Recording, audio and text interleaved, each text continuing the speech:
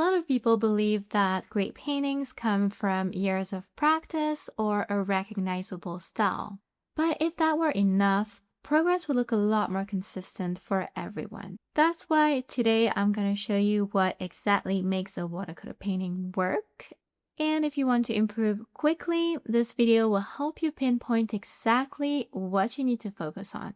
Here's the reference I'm going to paint from. It's a photo I took, and you can see it's nice but pretty dull overall, and nothing really stands out. But we're artists, and this is going to be your first takeaway here. For example, instead of copying everything exactly, we can focus on what naturally draws the eye. That's one of the first decisions many people skip. In this photo, my eye immediately goes to this small white and green structure. It's one of the brightest elements in the scene. The seawall leads the eye toward it, and the crashing waves sit right below it. So I place it near a focal point of the composition. I also kept the horizon line low because much of the atmosphere and mood come from the sky. Another thing is to plan your paper whites early, especially for the waves here. In watercolor, once those whites are covered, they're very difficult to get back, so it's best to preserve them from the start. I didn't think this mattered that much a few years ago, but it really does. Those natural paper whites have a brightness that is hard to recreate later, and they often make a painting look fresher and lighter than relying on white gouache alone. When the reference is quite muted, something you can do is to gently push the colors instead of copying them exactly, while still keeping a simple palette. That's why I stuck to the primaries, because they can mix into almost anything, and I added a turquoise as an extra and a dark brown for shadows. I also made sure I could mix a strong green for the focal area, and that my brown could shift warmer with a bit of yellow and red so it didn't feel flat or dull. And in general, I always think of it like this. I need clear light tones, a few mid-tone colors I can reuse, and one solid dark for contrast. That prep work alone is the foundation for a watercolor that works. A simple sketch, a limited palette, and a clear value range that allows maximum contrast between light tones and dark ones. With this scene, I began the way I always do in subjects with a background, wet and wet. Not as a technique, but as a mindset, because wet and wet forces a beginner to accept uncertainty, or if you're a bit more used to painting and over time, you can learn to control water and paint like I do. Wet and wet helps you fake uncertainty, and with that, you can quickly build a base layer for your painting, but also atmosphere. For example, I placed color into the sky and ocean with a lot of water, so everything stayed light and open instead of heavy and overworked. That's one reason people say to start light in watercolor. Another is that it makes it much easier for your focal point to stand out later without piling on paint. And finally, even if the finished painting becomes fairly realistic, that loose first layer helps preserve the fresh watercolor look underneath it all. Later, I'll show you that we can always adjust and build upon that base, but at this stage, I'd keep it simple. In the water, I made sure to preserve the whites for the waves, and I used long horizontal strokes to quickly suggest the ocean. In the sky, I switched to tapping motions to break up the paint and suggest clouds. This is a good reminder that brush strokes matter. They help create atmosphere. Straight strokes naturally reinforce the horizontal movement of the sea, while those irregular tapping motions make the sky feel more alive and unpredictable.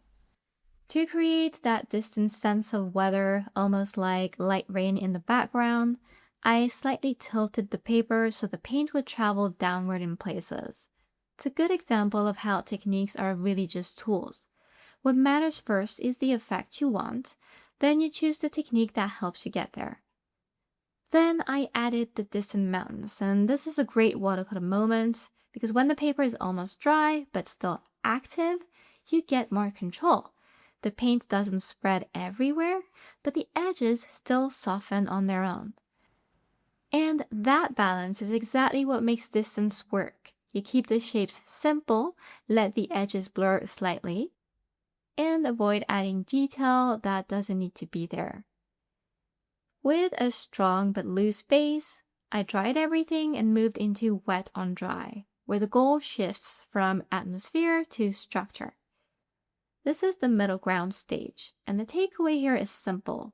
You don't need more strokes or more detail, just more control and a bit more color. So, for instance, instead of painting flat brown mountains, I varied the same area with greens, warm browns, and muted mixes.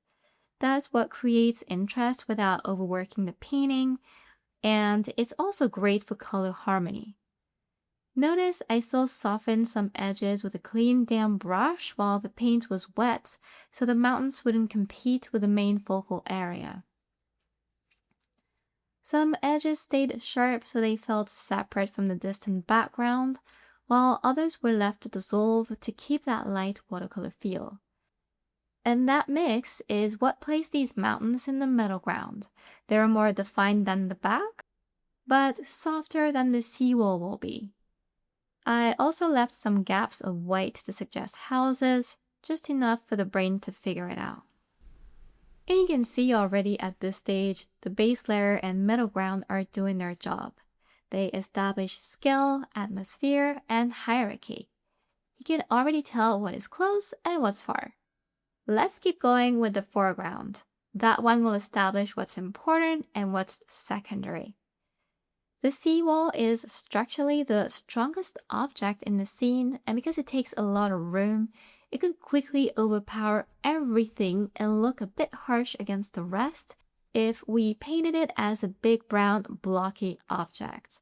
That's exactly why I mixed a warm brown with my dark brown, red, and yellow, so it's not too dark all over. Why the palette matters so much. And again, to avoid killing the atmosphere, I deliberately avoided painting it as a solid block by using water. I thinned the paint in places with a damp brush to make it break slightly, and I introduced hints of green in areas where moss would naturally appear. At each stage, I'm reusing the few colors from my palettes, which guarantees color harmony. And it's great too because it really helps connect the seawall to the rest of the landscape. Into the ocean, I introduced more blue, and I never let it become clean or pure. I contaminated it slightly with brown to maintain that mood from the sky, and also give the painting a bit more depth. Then I began suggesting wave of movement with thin strokes, with more focus and detail, where the waves crash on the seawall without covering all the paper whites. If I had stopped here, notice that the foreground and middle ground would feel equal. And when everything is equal, nothing stands out. So I deepened the foreground contrast by strengthening the seawall with darker accents, while still breaking it with water and color variations like before. Again, so it doesn't become blocky. The rocks became a key transition element because they sit between the solid seawall and the open water. They're still stone, but broken up into smaller shapes, so they naturally bridge that shift from structure to emptiness and help the whole scene feel more connected. I didn't copy the reference exactly, and I adjusted spacing and size because repetition without variation looks very artificial. I also softened their base so they feel partially submerged rather than sitting on top of the water. I continued refining the water with more strokes where waves break. Then I used the lifting technique with a damp brush and tissue to bring back highlights and create transitions between very dark and very light areas. It's another way to create a visual bridge between extremes, and you can see it makes the ocean rocks look more believable and the seawall so much nicer with more suggested texture. And throughout all of this, one thing stays consistent. It's the white focal element. That small structure in white and green keeps pulling attention because of composition, the seawall, and its light colors that contrast with the rest. I allowed myself white accents with gouache, not to fix the painting, but to add those bright details I couldn't preserve. If it can stay subtle, it's a great tool. So if you want to improve fast, work step by step on balance and on how you connect areas through a few simple decisions. Repeat colors across the painting like the green from the mountains on the seawall or the sky tones in the ocean. Control your edges, soft or hard, like we did with the mountains. Organize your values from light background to stronger foreground. Repeat simple elements like these rocks to link busy areas with empty ones. And build clear transitions between strong whites and darker zones. Once you start seeing those things, you'll know exactly what to work on. If you want to go deeper into this approach, I explore it across different subjects in my courses, and I break down how to apply these ideas step by step. You can find those courses linked in the description below if you want to learn more. And if you enjoyed this video, make sure to let me know in the comments below. Thank you so much for watching, and see you next time.